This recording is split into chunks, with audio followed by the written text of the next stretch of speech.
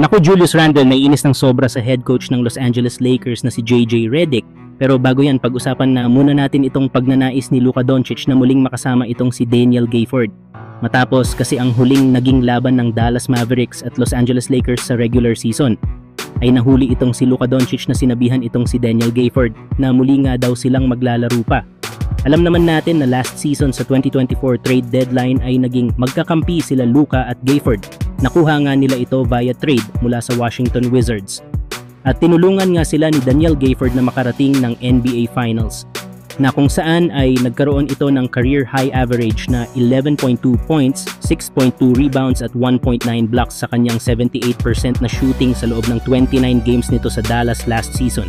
Si Daniel Gafford kasi ay isang vertical spacing at rim protector, kaya perfect siyang center kay Luka Doncic. Kaya kung nakuha lang sana ito ng Lakers kasama sa deal na ginawa nila sa pagkuha nila kay Luka Doncic, ay napakalakas panigurado ng kupunan ng Los Angeles Lakers. Ang good news naman sa Lakers ay nasa isang taon na lang ang natitira sa kontrata ni Daniel Gafford. Gagawa nga ito ng $14.3 million next year, kaya kung mabibigo man ang Dallas Mavericks na bigyan ito ng contract extension, ay panigurado na matitrade ito.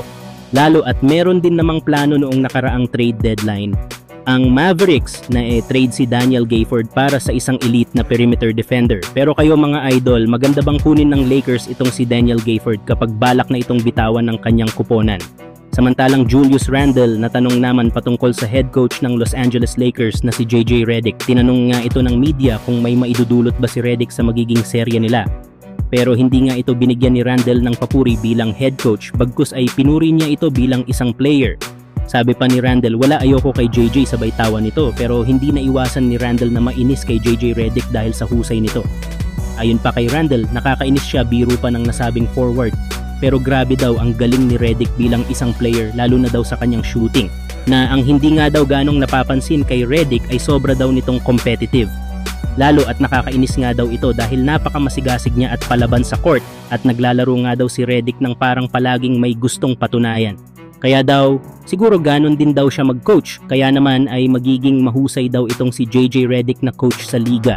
Yan nga mga idol ang mga sinabi ni Julius Randle para sa head coach ng Los Angeles Lakers. Nagbibigay nga ito dito ng malaking respeto, lalo at pinatunayan din ni Redick na tama ang mga sinabi ni Randle.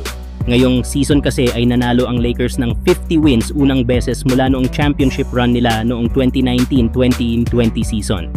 Nagpakitang gilas nga si JJ Redick sa kanyang mga kritiko kahit kulang ang lalim ng kanilang bench.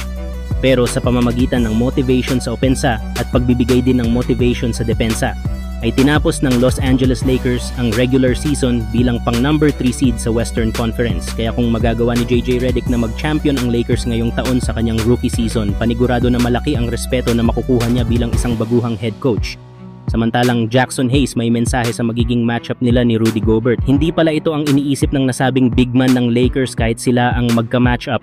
Dahil ayon mismo dito mga idol ay ang kanya palang focus ay ang masigurado na mabigyan ng open looks itong si Luka Doncic. Ganoon nga din daw ang rebounding crashing hard para makipag-compete sa Minnesota Timberwolves.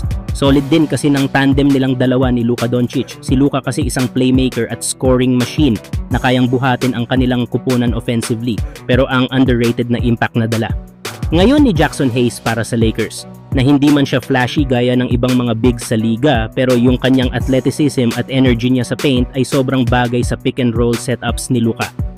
Lalo at itong si Jackson Hayes ay mabilis tumakbo sa transition, laging handang mag-roll to the basket at kayang mag-finish above the rim. Kaya perfect siya sa mga alley-oop plays ni Luka.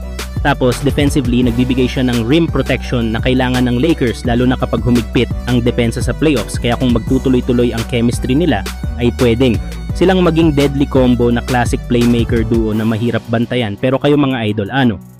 Ang inaasahan nyo kay Jackson Hayes sa magiging matchup nila ni Rudy Gobert?